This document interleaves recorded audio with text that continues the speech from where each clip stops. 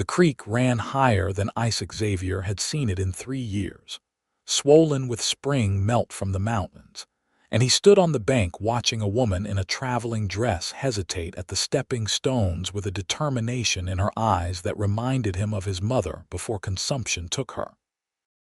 It was late April in 1876, and Dallas, Texas had been suffering through an unusually wet spring that turned the Trinity River and all its tributaries into rushing torrents.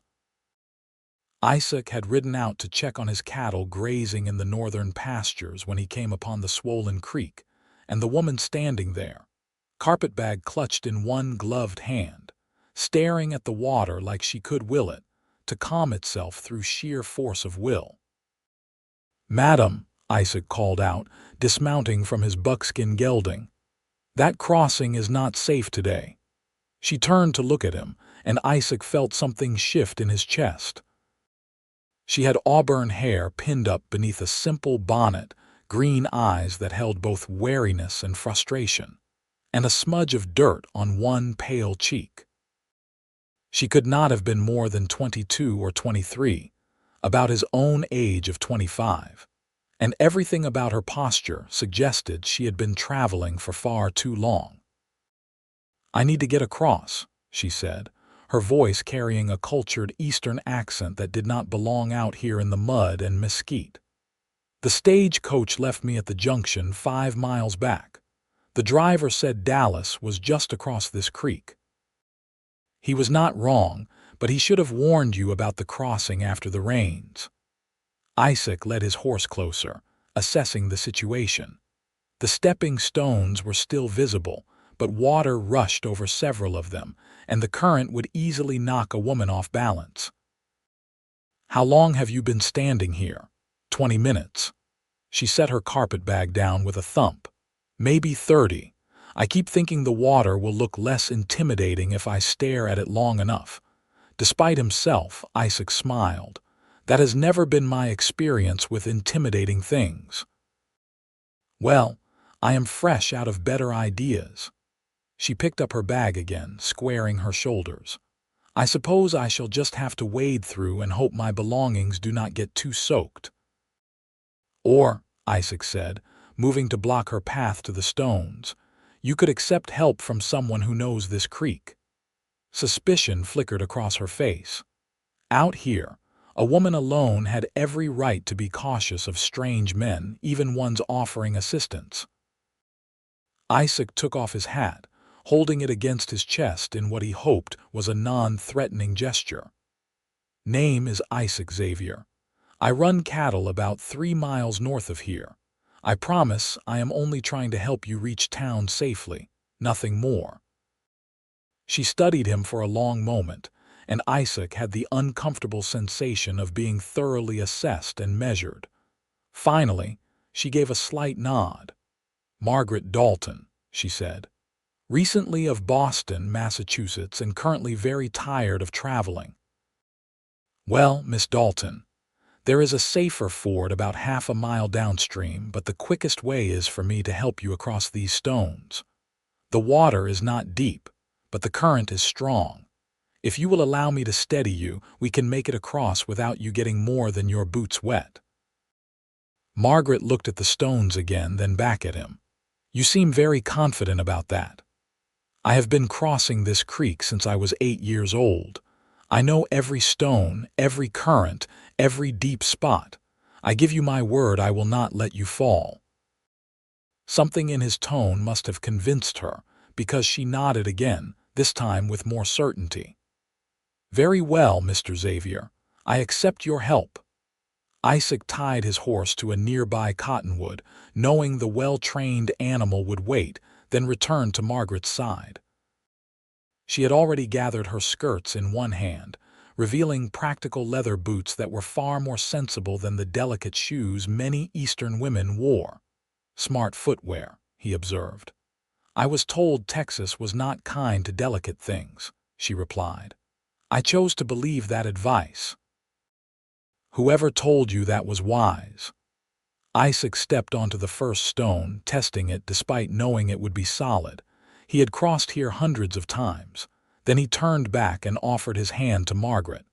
"The first 3 stones are easy. It is the 4th one where the current gets tricky." Margaret handed him her carpet bag first. "If I am going to fall, I would rather my belongings stayed dry." Isaac took the bag and tossed it to the far bank where it landed safely in the grass. Then he extended his hand again. Margaret looked at it for just a moment before placing her smaller, gloved hand in his. Even through the fabric, he could feel the delicate bones of her fingers, and he was suddenly very aware of his own calloused palm and the responsibility he had just accepted. "Ready?" he asked. "As I will ever be." She stepped onto the first stone with surprising grace. The second and third came easily as Isaac had predicted, but as they approached the 4th stone, he could feel her hesitation. Water rushed over the rock, white and foaming, and the sound of it was loud enough to drown out normal conversation. "This one requires a big step," Isaac called over the water's roar. "Let me go first, then I will pull you across." He made the leap easily, his boots finding purchase on the slick stone through years of practice. Then he turned, planting his feet wide, and reached both hands out to Margaret. "Trust me," he said. Margaret gathered her skirts higher, took a breath, and jumped. For one heart-stopping moment, Isaac thought she had misjudged the distance. But then his hands closed around her waist, and he pulled her forward onto the stone. She stumbled into him, and he steadied her, very aware of how close they were standing, how he could smell lavender in her hair despite her days of travel. "I have you," he said quietly. "I can see that," she replied, and there was something breathless in her voice that had nothing to do with exertion. The remaining stones were easier. Isaac went first each time, offering his hand, pulling her across the trickier spots. By the time they reached the far bank, Margaret's skirts were damp and his boots were soaked, but they had made it without incident. "Thank you," Margaret said, bending to retrieve her carpet bag. "I probably would have tried to cross on my own and ended up swimming downstream." "The current would have carried you a fair distance," Isaac admitted. "I am glad I came along when I did." She looked up at him, and in the afternoon sunlight her eyes were the color of new grass. "So am I." They stood there for a moment, neither quite ready to break the spell of their shared accomplishment. Then Isaac cleared his throat and gestured toward the road that led to Dallas. "Town is about a mile that way. Where are you headed once you arrive?" "The boarding house on Main Street. Mrs. Henderson's establishment. Do you know it?" "I do. My sister stays there sometimes when she comes to town to sell her preserves." Isaac untied his horse and led the animal over. "I can walk with you if you would like, or you can ride and I will walk." Margaret looked at the horse, then at the long road ahead. "I would not want to impose further on your kindness." "It is no imposition. I was heading into town anyway to pick up supplies." This was not entirely true. Isaac had planned to check his cattle and then return home, but he found himself reluctant to part ways with this interesting woman who had jumped across slippery stones with such determination. "Then I gratefully accept," Margaret said. Isaac helped her up into the saddle, trying not to notice the way her waist fit perfectly in his hands, then took the reins and began leading the horse toward Dallas. They walked in companionable silence for a while, the only sounds the plodding of hooves on the muddy road and the distant call of a meadowlark. "What brings you to Dallas?" Isaac finally asked. "It is a fair distance from Boston." "Teaching position," Margaret replied. The school board advertised back east for teachers willing to relocate. They offered room, board, and a salary that was frankly better than anything I could get in Massachusetts. "We do need teachers. The town has been growing fast since the railroad talk started." Isaac glanced up at her. "You came all this way by yourself?" "My father died last year. My mother passed when I was 16. I have a sister, but she is married with children of her own in Philadelphia. There was nothing keeping me in Boston except familiarity, and I have never been one to choose comfort over adventure." There was a story behind those words, Isaac could tell. A story of loneliness and grief, and perhaps a desire to reinvent oneself in a place where no one knew your history. He understood that impulse. He had come to Texas from Kansas after his own parents died, seeking a fresh start in a land that did not remind him of everything he had lost. "Adventure," Isaac repeated. "Texas will certainly give you that." "I certainly hope so." Though I confess, I was expecting something a bit more dramatic than getting stuck at a creek crossing. Give it time. We had a cattle stampede last month, a bank robbery in February, and there is always some excitement at the saloons on Saturday nights. Margaret laughed, and the sound made something warm bloom in Isaac's chest. "Should I be concerned for my safety? Dallas is rougher than Boston, I imagine, but it is not lawless. We have a sheriff and deputies. Most folks are good people just trying to make a living. You will be safe, especially staying at Mrs. Henderson's. She runs a respectable house and does not tolerate any nonsense." They crested a small rise, and Dallas spread out before them. It was not a large town, maybe 2,000 people when everyone was counted, but it had been growing steadily.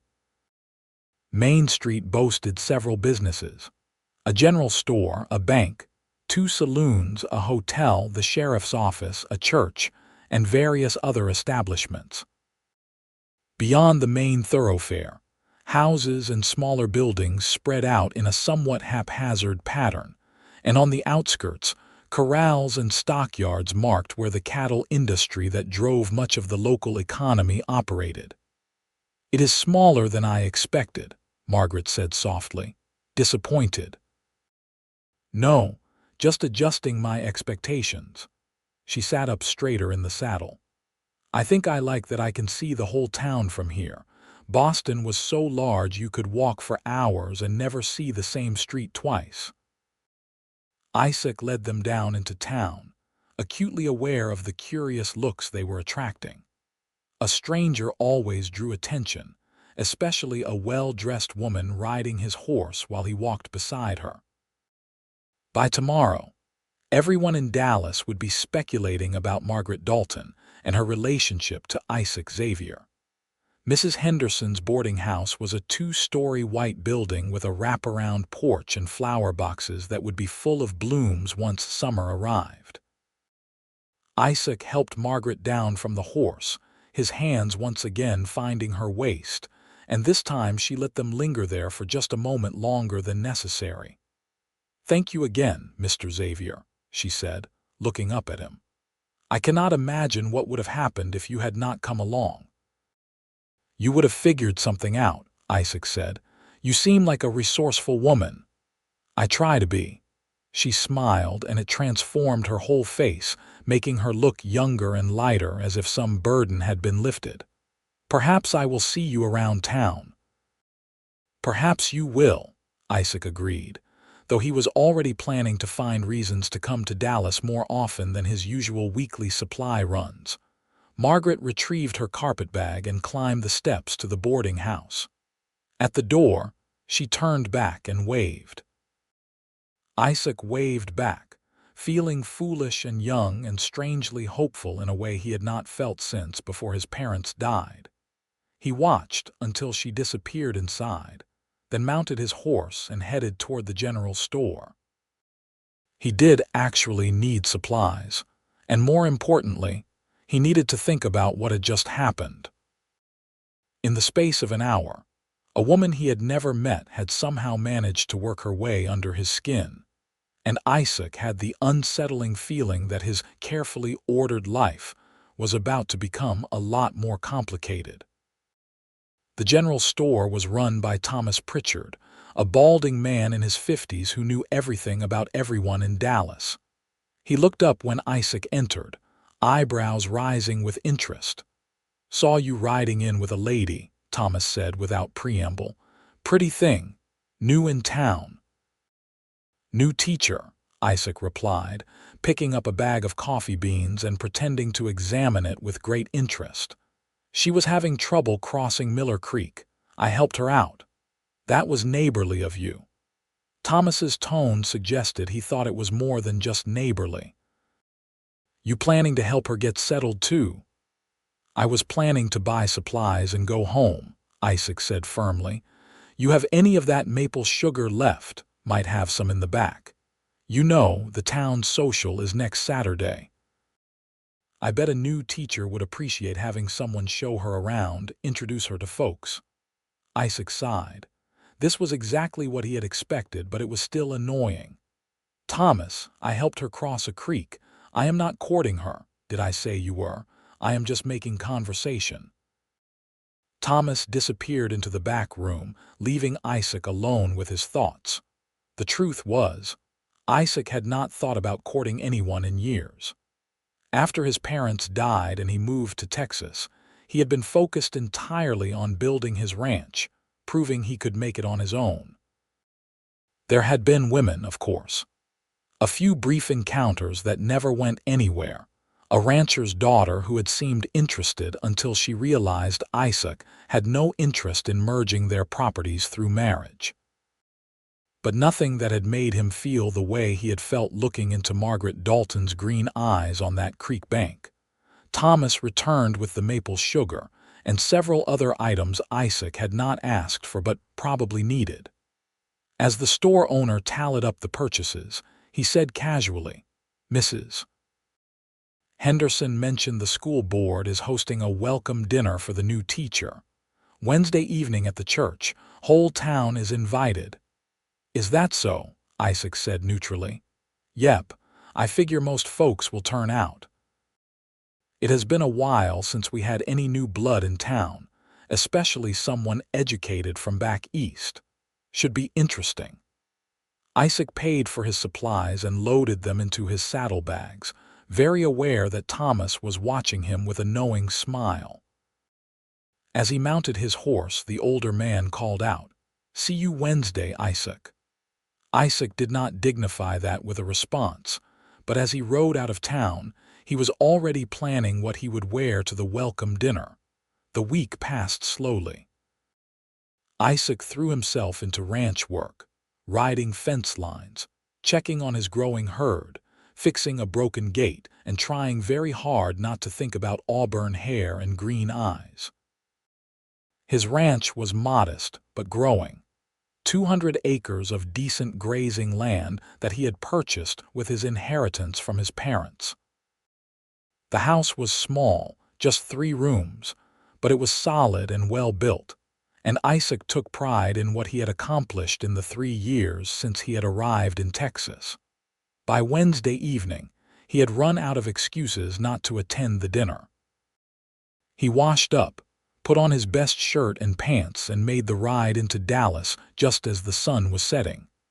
The church was already crowded when he arrived, filled with what looked like half the town.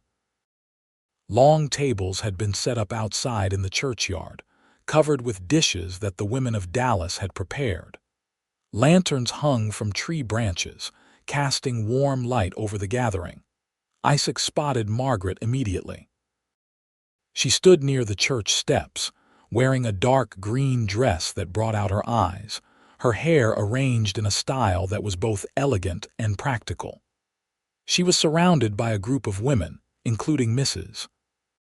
Henderson, the minister's wife, and several others who were clearly welcoming her to the community. Margaret was smiling and nodding, but Isaac could see the tension in her shoulders, the way her hands clasped together in front of her. She was nervous. "You came," said a voice beside him. Isaac turned to find his sister, Iris Xavier, grinning up at him. She was 19, with the same dark hair and blue eyes as Isaac, and a perpetual expression of amusement that suggested she found the world endlessly entertaining. "Mrs. Henderson sent word you were in town," Isaac said. "What are you doing here?" "I brought preserves to sell, and I heard there was a new teacher everyone was talking about. Plus, I heard a certain brother of mine played hero at Miller Creek, and I had to see the woman who managed to catch your attention.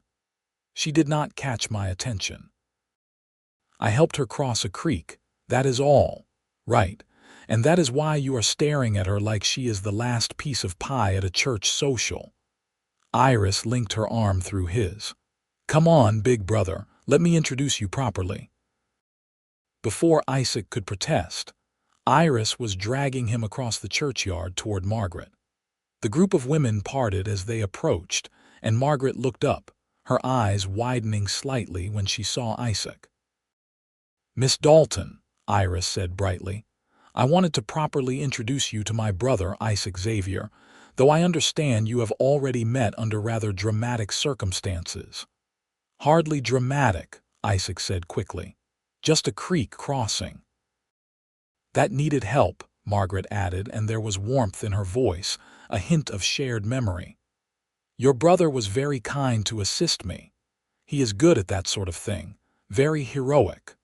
Iris was clearly enjoying herself far too much. I wanted to welcome you to Dallas personally. I am Iris Xavier, and I also wanted to apologize in advance for anything foolish my brother might say or do. He is not used to being around educated Eastern ladies. Iris, Isaac said warningly.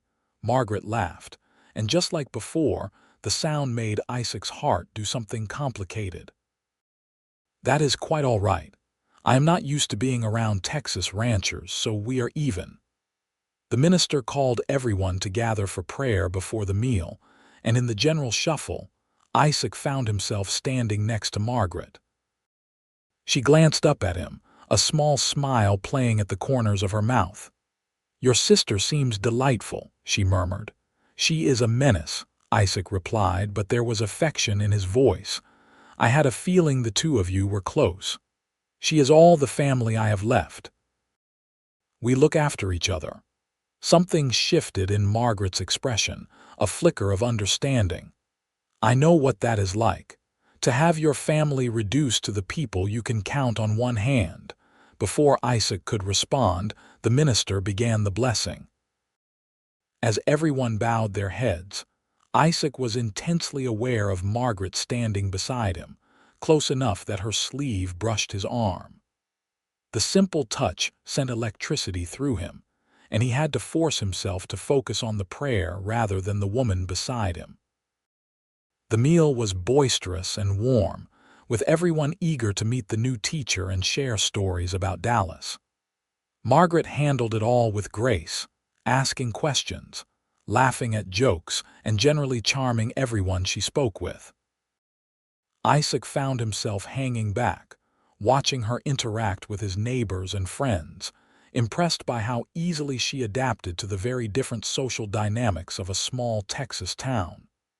She is lovely, Iris said, appearing at his elbow again with a plate of food, and clearly intelligent.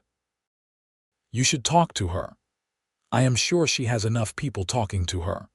I mean really talk to her, not just polite conversation about the weather and the town. Ask her about Boston, about why she really came here, about what she hopes for. Be interesting, Isaac. When did you become an expert on courtship? I am a woman. We are born knowing these things. Iris nudged him with her elbow. Go on, before Robert Sterling decides to monopolize her time. Isaac followed his sister's gaze and saw Robert Sterling, the banker's son, approaching Margaret with 2 plates of food and a smile that was far too confident. Robert was handsome and wealthy, and he had never had trouble attracting female attention. Something hot and unpleasant coiled in Isaac's stomach as he watched Robert hand Margaret a plate and say something that made her smile politely. I thought so, Iris said smugly. You do like her. That obvious, only to me, and possibly everyone else at this dinner. Iris gave him a gentle push. Go rescue her. She looks like she could use it. Isaac was not sure about that, but he found himself walking toward Margaret and Robert anyway. As he approached, he caught the tail end of their conversation. And of course, my father owns the largest bank in Dallas. Robert was saying. "We have quite a bit of influence in town. I would be happy to introduce you to all the right people." "That is very kind," Margaret said, and Isaac could hear the slight edge of impatience in her voice. "But Mrs. Henderson has already been quite helpful in that regard. Mrs. Henderson is a dear woman, but she does not move in the same circles as my family. If you truly want to understand how Dallas works, you need to know the people who hold the power." Isaac cleared his throat. "Evening, Robert. Miss Dalton, I was wondering if you might like to take a walk. The churchyard has a nice garden that is worth seeing." Relief flashed across Margaret's face. "That sounds lovely, Mr. Xavier. Thank you." Robert's expression soured, but he was too well bred to make a scene. "Of course. Perhaps we can continue our conversation another time, Miss Dalton." "Perhaps," Margaret said noncommittally. Isaac offered his arm, and Margaret took it without hesitation. They walked away from the crowd, toward the small garden behind the church where roses and wildflowers grew in cheerful profusion. Once they were out of earshot, Margaret let out a small sigh. "Thank you for that." He was rather persistent. Robert usually is. He is used to getting what he wants. "Well, he will have to get used to disappointment where I am concerned." Margaret paused by a rosebush, touching one of the early blooms gently. "I did not come all the way to Texas to be courted by a banker's son who thinks money and influence are the most interesting things about himself." "What did you come to Texas for?" Isaac asked. Margaret was quiet for a moment, her fingers still on the rose petals. In the lantern light, her profile was lovely and sad. "Freedom, I suppose. In Boston, I was always someone's daughter, someone's sister, someone's charity case after my father died. Here, I can be just Margaret Dalton, teacher. I can build my own life, make my own decisions. I do not have to apologize for being educated or opinionated or unmarried at 22. You should never have to apologize for any of those things," Isaac said quietly. She turned to look at him, and there was something searching in her gaze. "What about you, Mr. Xavier? What brought you to Texas? Please call me Isaac. And I suppose my answer is not so different from yours. I came here to build something that was mine. My parents had a farm in Kansas, but after they died, there was nothing holding me there. Texas offered land and opportunity and the chance to create something new. That must have been difficult, starting over alone. It was, but it was also freeing in its own way. I understand what you mean about being able to decide who you are without everyone's expectations weighing you down." They stood there in the garden, surrounded by the scent of roses and the distant sounds of laughter from the dinner, and Isaac felt that same connection he had felt at the creek.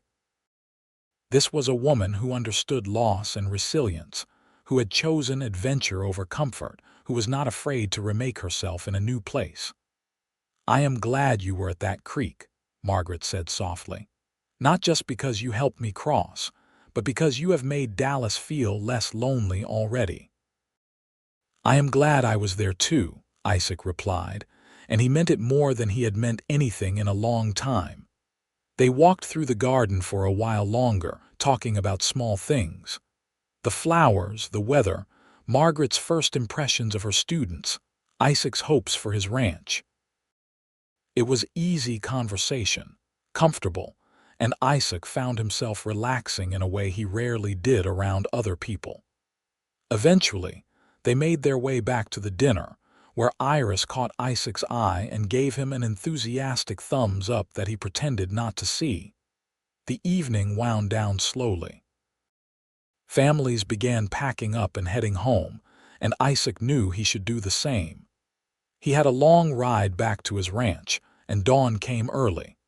But he found himself reluctant to leave, lingering near Margaret as she said goodbye to various townspeople. Finally, Mrs. Henderson announced she was heading back to the boarding house, and Margaret gathered her shawl. Isaac walked with them to the edge of the churchyard, where he had tied his horse. "Thank you for the rescue tonight," Margaret said, and for the conversation. It was the best part of the evening. For me as well, Isaac admitted. I usually find these town gatherings exhausting, but tonight was different. Perhaps because you had someone equally exhausted by small talk to commiserate with. Margaret's eyes sparkled with amusement. Perhaps. There was a moment of hesitation, and then Margaret said, "The school is hosting an open house next Friday, so parents can meet me and see the classroom. If you wanted to stop by, I would be happy to show you around. I know you do not have children, but you did help me reach Dallas, so I feel you have some investment in my success." Isaac's heart lifted. "I would like that very much." "Good, come by around 4 o'clock. I should be done with the official presentations by then." "I will be there."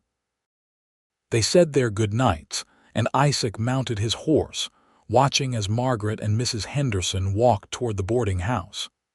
He sat there for a moment, silhouetted against the night sky, and felt something shift inside him.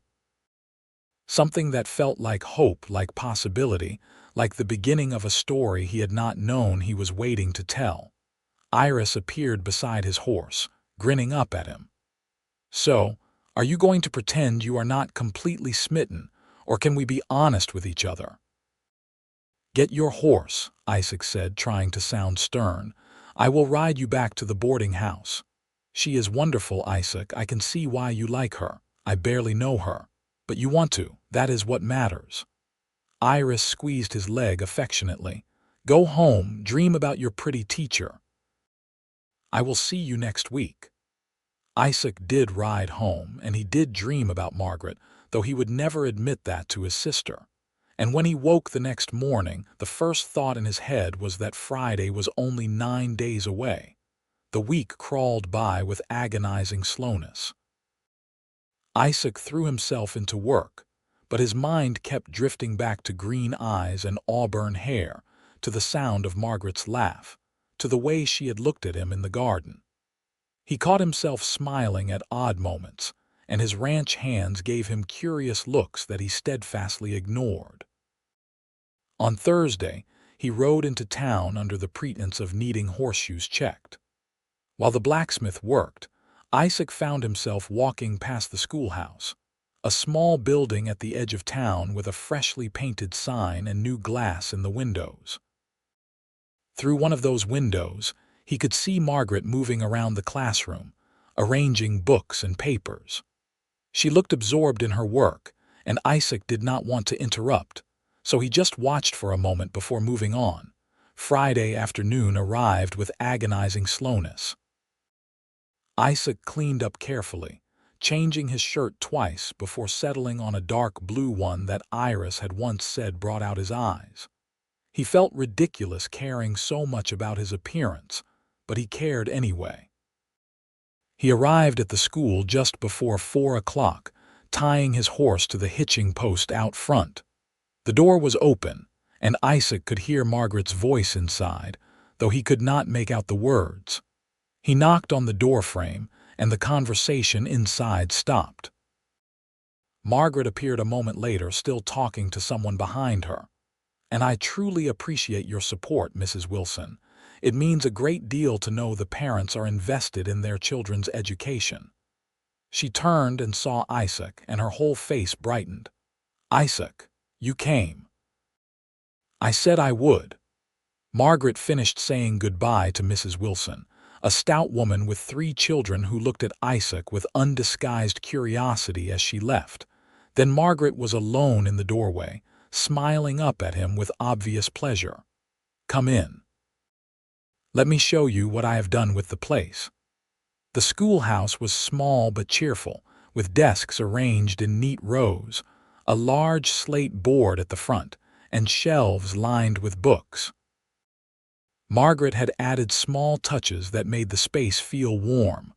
Wildflowers in a jar on her desk, colorful maps on the walls, a corner with cushions where younger children could sit for reading time.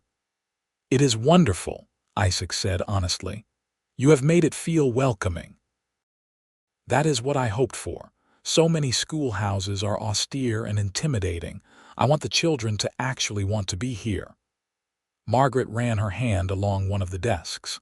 "I start teaching on Monday. I am nervous and excited in equal measure.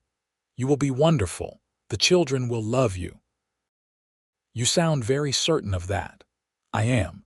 You have a gift for making people feel at ease. I saw it at the dinner and I feel it now." Isaac moved closer, examining the books on the shelves. "You brought all these from Boston, some of them. Others were donated by families in town." I was surprised by how generous everyone has been. They talked for a while about her plans for the curriculum, about the students she would be teaching, about the challenges of managing a one-room schoolhouse with children ranging from 6 to 14. Isaac found himself fascinated by her passion for education, the way her eyes lit up when she talked about helping children learn to read and think critically. "Would you like to see something?" Margaret asked suddenly. "I found it when I was exploring the area around the boarding house." "Of course." Margaret locked the schoolhouse and led Isaac down a path that wound behind the building, through a stand of cottonwood trees. About a quarter-mile from town, the path opened up to reveal a small pond fed by a spring. Water lilies floated on the surface and dragonflies darted through the air. It was peaceful and lovely, a hidden gem that Isaac had somehow never stumbled across in his years in the area. "How did you find this?" he asked. "I like to walk in the evenings. It helps me think." "I discovered this place my second day here and have been coming back whenever I need to clear my head." Margaret sat down on a flat rock near the water's edge. "It reminds me of a pond near my house in Boston. My sister and I used to go there in summer." Isaac sat beside her close enough that their shoulders almost touched. "Do you miss her, your sister?" "Every day, but she has her own life now and I have mine. We write letters. It is not the same, but it helps."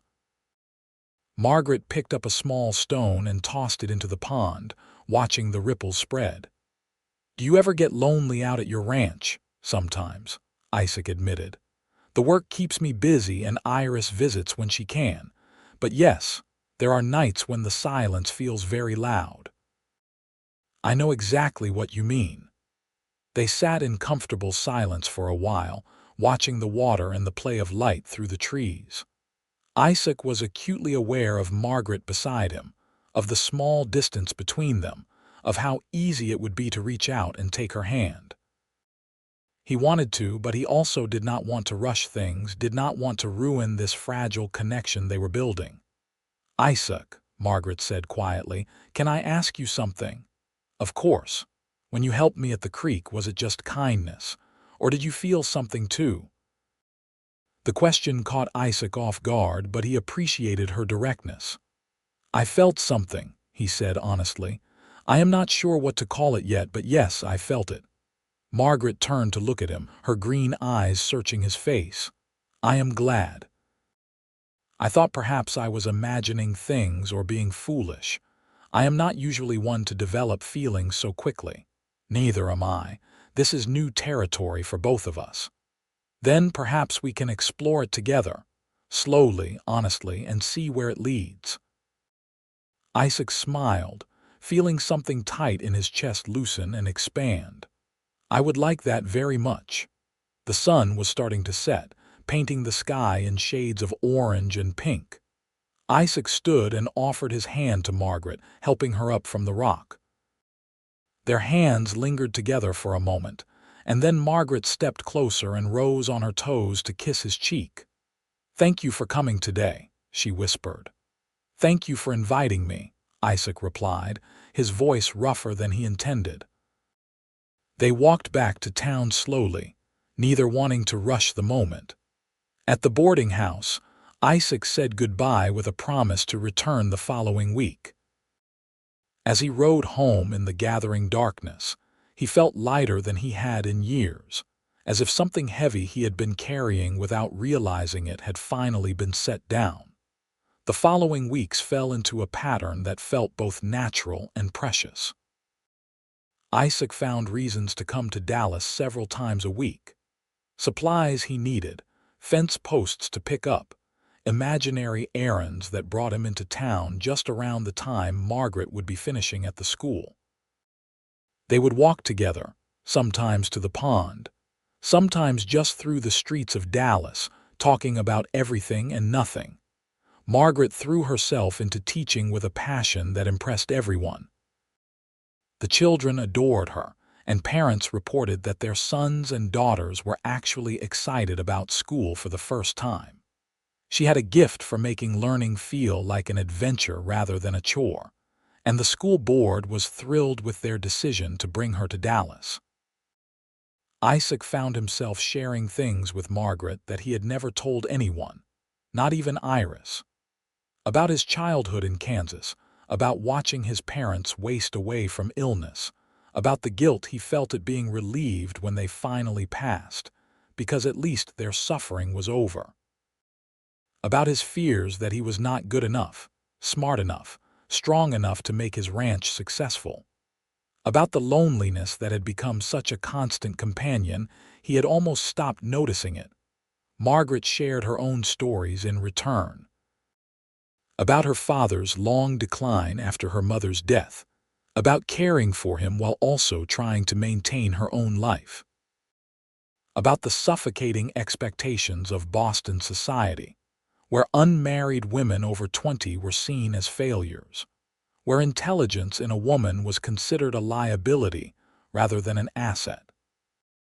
About her desperate need to prove she could be more than someone's daughter or sister, that she could build a life on her own terms. They understood each other in a way that felt rare and precious. Both had been shaped by loss. Both had chosen to start over in a place that demanded strength and resilience. Both were determined to build something meaningful from the ashes of their old lives. Summer arrived with its characteristic Texas heat. The pond became their refuge, a place where they could escape the worst of the afternoon sun and talk in relative privacy.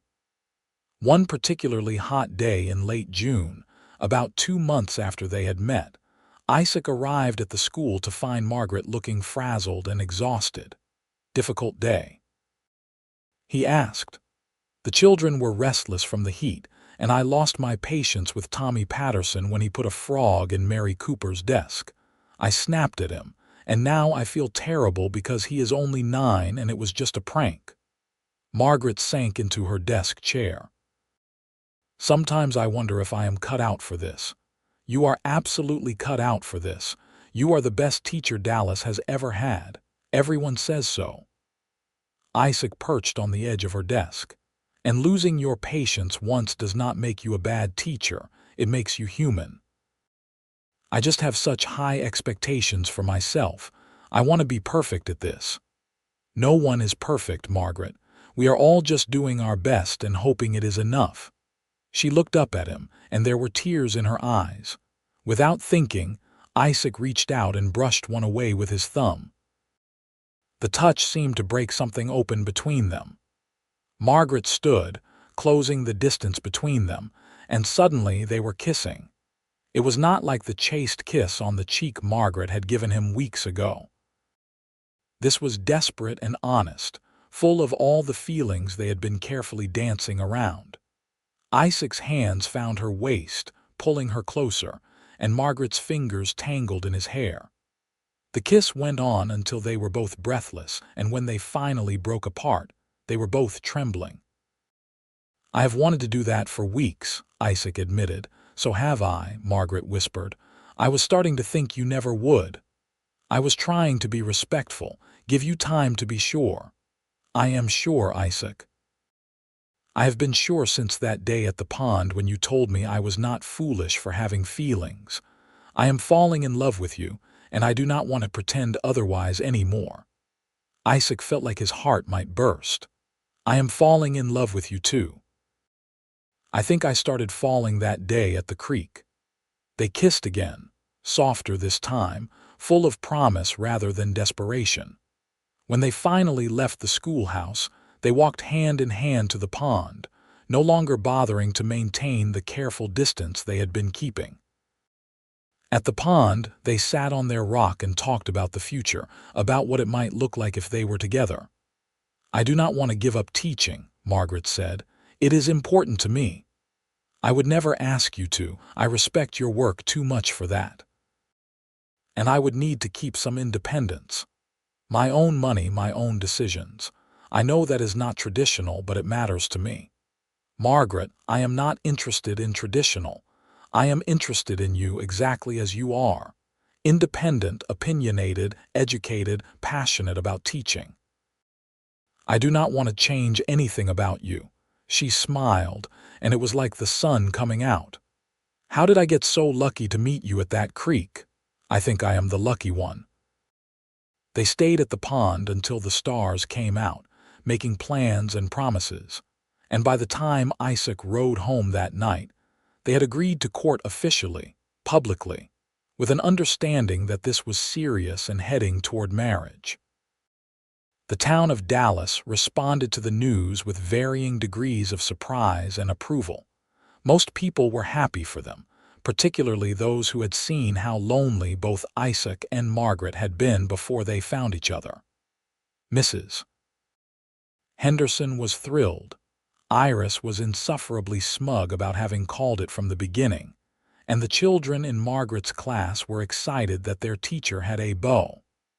Robert Sterling was less pleased, but he kept his disappointment to himself, which Isaac appreciated.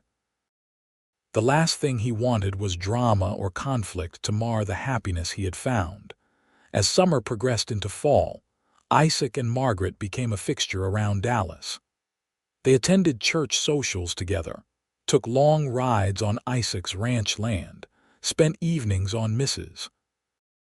Henderson's porch talking until the boarding house proprietor had to remind them it was time for Margaret to come inside. It was a courtship that felt both slow and inevitable, building toward a conclusion they both wanted but were in no rush to force. In October, Isaac took Margaret out to his ranch for the first time. She had seen it from a distance but never visited, and he was nervous about what she would think. The house was small and rough compared to what she was used to, and the land was beautiful but harsh, demanding constant work and attention. Margaret stood in the main room of his house, looking around at the simple furniture and sparse decorations. Isaac held his breath, waiting for her reaction. "It is perfect," she finally said. "Perfect, Margaret. It is 3 rooms and barely has any furniture. But it is yours. You built this, and I can see the potential." She walked to the window, looking out at the land stretching toward the horizon. "I can imagine a life here. With me." Isaac asked quietly. She turned to face him, her expression soft and certain. "With you." Isaac crossed the room and dropped to one knee, pulling out the ring he had been carrying in his pocket for 3 weeks, waiting for the right moment. "Margaret Dalton, will you marry me? Will you build this life with me, keep teaching, keep being exactly who you are, and let me love you for the rest of our days?" Tears streamed down Margaret's face as she nodded. "Yes, yes, absolutely yes." He slipped the ring onto her finger, a simple gold band with a small ruby that had belonged to his mother. Then he stood and pulled her into his arms, kissing her with all the love and hope he felt. When they finally broke apart, both were crying and laughing at the same time. They set the wedding for early December, wanting to give themselves time to plan, but not wanting to wait too long. The next 2 months were a whirlwind of preparation. Margaret continued teaching while also planning the wedding with help from Mrs. Henderson and Iris. Isaac worked on fixing up the ranch house, adding furniture, making repairs, trying to make it a place worthy of the woman who would become his wife. The question of Margaret's teaching came up repeatedly. Married women rarely worked outside the home, and there was some pressure from certain members of the school board for Margaret to resign once she became Mrs. Xavier. But Margaret stood firm, and Isaac backed her completely, making it clear he supported his future wife's career. Eventually, the school board relented, not wanting to lose the best teacher they had ever had over something as trivial as her marital status. In late November, a week before the wedding, Iris pulled Isaac aside after church. "I need to tell you something," she said seriously. "I got a letter from Aunt Josephine in Kansas. She heard about your engagement and wants to come to the wedding." Isaac's stomach dropped. Aunt Josephine was his father's sister, a bitter woman who had never approved of Isaac's decision to leave Kansas. She had written him exactly twice since he left, both times to tell him he was making a mistake and would never amount to anything. "I do not want her here," Isaac said flatly. "I know, but she is family, and if we do not invite her, it will cause problems for years. Trust me, it is easier to let her come. Let her see that you are happy and successful, and then send her back to Kansas with nothing to complain about. She will find something to complain about. That is what she does. Probably. But at least you will have Margaret by your side this time." Iris squeezed his arm. "You are not alone anymore, Isaac. You do not have to face the difficult things by yourself." Reluctantly, Isaac agreed. He told Margaret about Aunt Josephine that evening, warning her that his aunt was difficult and critical and would likely say something awful at some point. "Then we will handle her together," Margaret said firmly. "And if she says anything cruel to you, she will discover that I can be quite formidable when defending the people I love." Isaac laughed, pulling Margaret close. "I almost want her to say something just so I can watch you demolish her." "Do not tempt me. I have been practicing stern teacher voice all year, and I am quite good at it now."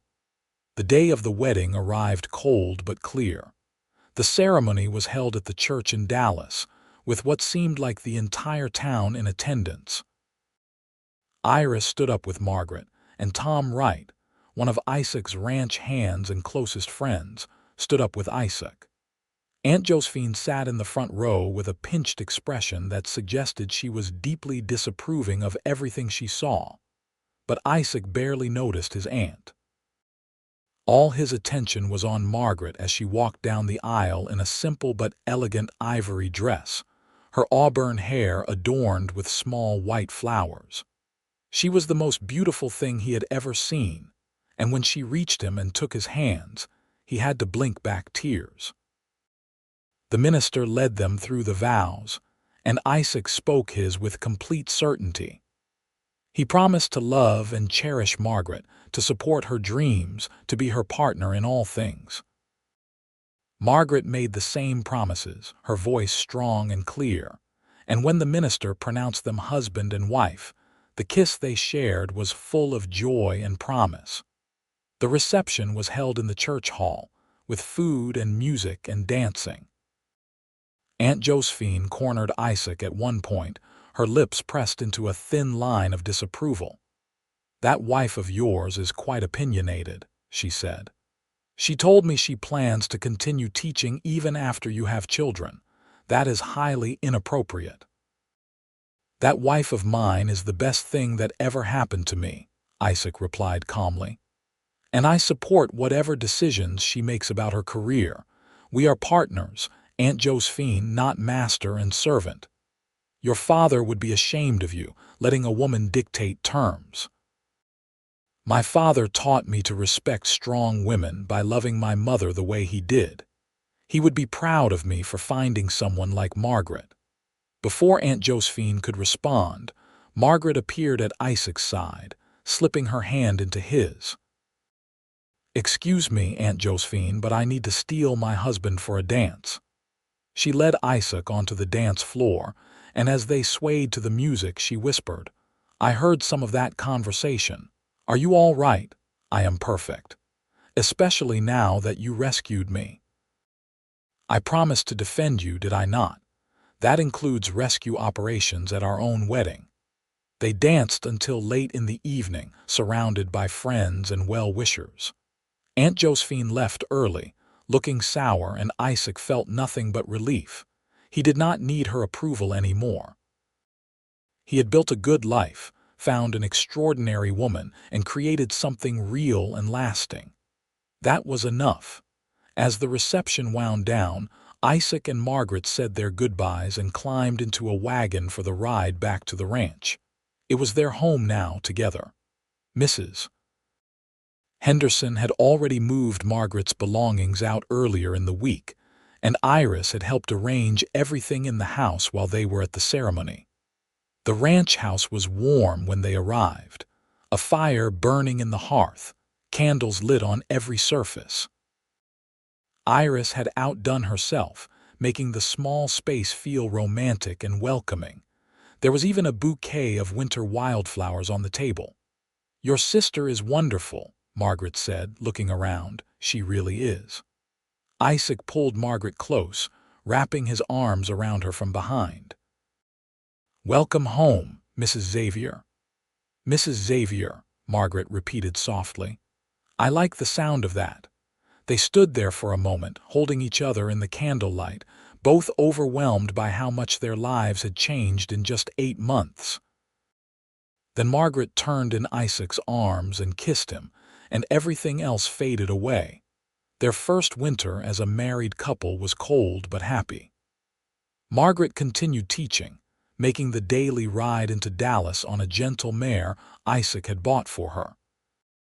Isaac worked the ranch, with Margaret often helping on weekends and in the evenings.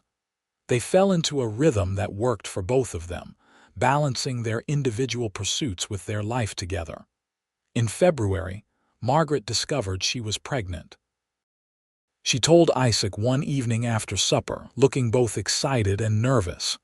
"Are you happy?" she asked after giving him the news. "Happy does not begin to cover it," Isaac replied, pulling her into his arms. "Are you? I know we have not talked much about children." "I am thrilled and terrified, but mostly thrilled." Margaret pulled back to look at him. "I want to keep teaching as long as I can. The school board will probably pressure me to resign once I start showing. Then we fight them together. You are the best teacher they have ever had. It would be foolish of them to lose you." As Margaret's pregnancy progressed, the school board did indeed suggest she should resign. But the parents of her students rallied behind her, making it clear they wanted Margaret to continue teaching for as long as she was able. The school board backed down, and Margaret taught until late August, just 2 weeks before their son was born. They named him Isaiah, and he had Isaac's dark hair and Margaret's green eyes. Isaac held his son for the first time and felt his heart expand in ways he had not known were possible. Margaret, exhausted but radiant, watched Isaac with their baby and smiled. "You are going to be a wonderful father," she said. "I am going to try my best," Isaac replied, unable to take his eyes off the tiny person in his arms. Iris was an enthusiastic aunt, visiting constantly and spoiling Isaiah terribly. Margaret's sister sent letters and gifts from Philadelphia, along with promises to visit when the baby was older. The small house that had once felt empty now felt full of life and noise and love. Margaret returned to teaching after 3 months, bringing Isaiah with her to the schoolhouse. Mrs. Henderson watched him during school hours, an arrangement that worked well for everyone. The children in Margaret's class adored having a baby around, and Isaiah seemed to thrive on all the attention. The years passed in a blur of work and family and love. The ranch grew more successful, allowing Isaac to hire additional hands and expand his herd. Margaret became a fixture in Dallas education, eventually helping to establish a second school as the town continued to grow. They had 2 more children, a daughter named Mary when Isaiah was 3, and another son named Matthew when Isaiah was 6. The small ranch house was expanded twice to accommodate their growing family. Isaac built an addition with 3 bedrooms, a larger kitchen, and a proper dining room. Margaret planted a garden that became the envy of the county, growing vegetables and flowers in equal measure. There were challenges, of course. A drought in 1881 that nearly broke them financially. a fever that swept through Dallas in 1883 and nearly took Mary from them. The constant struggle to balance work and family, to give their children the attention they needed while also pursuing their own goals. But they faced every challenge together, drawing strength from each other and the life they had built. Isaiah grew into a serious, thoughtful boy who loved books and wanted to be a teacher like his mother. Mary was wild and adventurous, always covered in dirt and climbing trees. Matthew was the charmer of the family, able to talk his way out of trouble with a smile and a well-placed compliment. On their 10th wedding anniversary, Isaac took Margaret back to the creek where they had first met. The stepping stones were the same, though the water was lower in the winter months. They stood on the bank, hand in hand, and Isaac thought about how much had changed since that spring day in 1876. "Do you ever regret it?" he asked. "Giving up your independence for this life?" "I have not given up anything," Margaret replied, squeezing his hand. "I gained a partner, a family, a home, and I am still teaching, still making my own decisions, still myself. You gave me a life where I could be both a wife and mother and my own person. That is not a sacrifice. That is a gift." Isaac pulled her close, kissing her temple. "You changed my world, Margaret. That day I helped you across these stones, I had no idea my whole life was about to transform." "Mine too. I was so scared and uncertain that day. And then you offered your hand and everything changed." They stood there for a while, watching the water flow past, remembering who they had been and marveling at who they had become. Then they walked back to where they had tied their horses and rode home to their children, their ranch, their life. The years continued to pass. Isaiah went off to college to study education. Mary, true to form, became one of the first female ranchers in the area, taking over a portion of Isaac's land and running it with remarkable skill. Matthew went into business in Dallas, opening a mercantile that quickly became successful. Isaac and Margaret grew older together, their dark hair turning gray, lines forming around their eyes from years of laughter and sun. But their love never faded. If anything, it grew deeper, enriched by shared history and weathered storms. On a warm evening in May 1901, 25 years after they met, Isaac and Margaret sat on their porch watching the sun set over their land. Their grandchildren played in the yard while their adult children visited inside the house. The air was full of the sounds of family and life and happiness. "Can you believe it has been 25 years?" Margaret asked, her head resting on Isaac's shoulder. "Sometimes it feels like yesterday. Sometimes it feels like we have been together forever." Isaac laced his fingers through hers. "I would not change a single moment." "Not even Aunt Josephine at our wedding," Isaac laughed. "Well, maybe that one moment." Margaret smiled, lifting her face to kiss him. After 25 years, his kiss still made her heart race. After 25 years, she still felt the same thrill she had felt standing on those creek stones, taking the hand of a cowboy who would change her entire world. Inside the house, Iris was telling their grandchildren stories about when their grandparents first met, embellishing the tale with each retelling until it sounded like something out of a fairy tale. But Isaac and Margaret knew the truth was even better than any story. The truth was that sometimes, when you are brave enough to accept help from a stranger, when you are willing to take a risk and jump across rushing water, you find exactly what you have been looking for without even knowing you were looking. The years after their 25th anniversary brought more joys and some sorrows. Iris married late in life, at 45, to a widowed rancher who adored her. They had no children of their own but helped raise his 3 daughters with love and patience. Mrs. Henderson passed away peacefully in her sleep at the age of 78, leaving her boarding house to her niece, who ran it with the same warmth and care. Isaac's ranch became one of the most successful in the Dallas area, though he eventually turned over much of the day-to-day operations to hired managers, preferring to spend his time with Margaret and their growing number of grandchildren.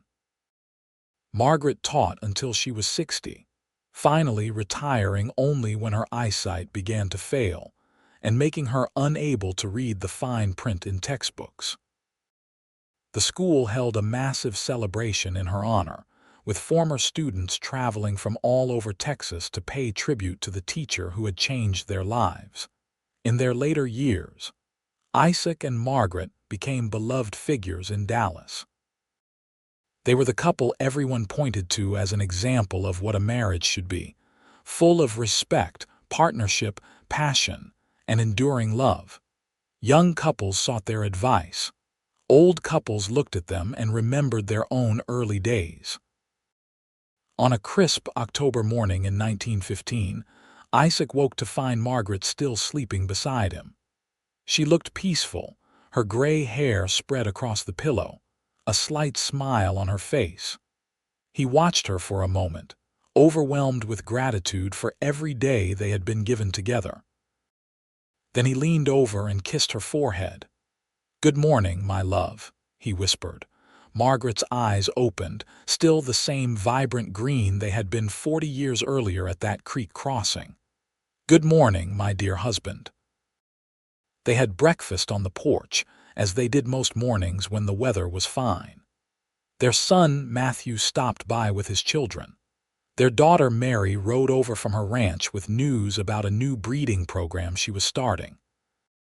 Isaiah sent a letter from Austin, where he was now a professor at the university, sharing news of his latest research on education reform. It was an ordinary day, full of the small moments that made up a life well lived. And as the sun set that evening, Isaac and Margaret sat together on their porch, hands clasped, watching the sky turn brilliant shades of orange and pink. "You remember what you said to me that day at the creek?" Isaac asked. "When I offered you my hand," Margaret thought for a moment. "I do not think I said anything at first. I was too busy trying to decide if I could trust you.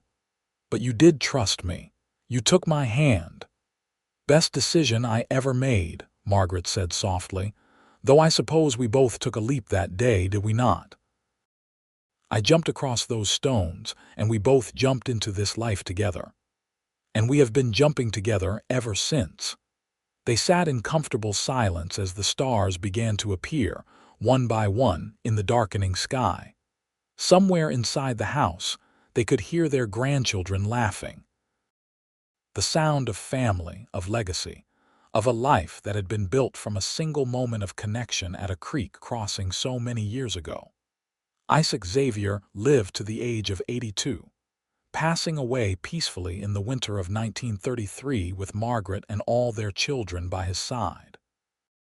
His last words were for his wife. "Thank you for that day at the creek. Thank you for every day since."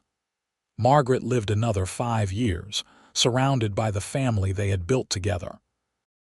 She spent her final years telling stories to her great-grandchildren about a cowboy who had offered his hand to help her cross some stones, and how that simple gesture of kindness had changed both their worlds forever. She talked about love that grew slowly and surely, about partnership that weathered every storm, about choosing each other every single day for 43 years. When Margaret passed in the spring of 1938 at the age of 84, the entire town of Dallas mourned. She was buried beside Isaac under a cottonwood tree on their ranch, with a simple headstone that read, "Margaret and Isaac Xavier. Together they built a life of love, learning, and legacy." Their ranch stayed in the family, passed down through generations. The schoolhouse where Margaret taught was eventually turned into a museum, preserving her classroom exactly as she had kept it, with books on the shelves and wildflowers in a jar on the desk. The creek where they met became a local landmark, with a small plaque marking it as the place where two souls had found each other against all odds. Years later, their great-great-grandchildren would visit that creek, standing on the same stones where their ancestors had first touched hands, and they would marvel at how a single moment of kindness, a simple offer of help, could ripple forward through time, creating waves of love and family that stretched across decades. They would stand there and understand that sometimes the most important journeys begin with a single step, a leap of faith, and a hand offered in kindness to a stranger who will become your whole world. And they would know that true love is not just about the grand romantic gestures, but about the daily choice to be there, to support, to encourage, to build something together that is greater than what either person could have created alone. It is about seeing someone struggling to cross a metaphorical river and offering your hand, not to save them, but to walk beside them. It is about finding solid ground together and then choosing, every single day, to build a life on that foundation. The story of Isaac and Margaret Xavier became the kind of tale people told their children and grandchildren, a reminder that love can be found in unexpected places, that kindness can change everything, and that sometimes the best decisions we make are the ones where we choose to trust a stranger's offered hand and jump.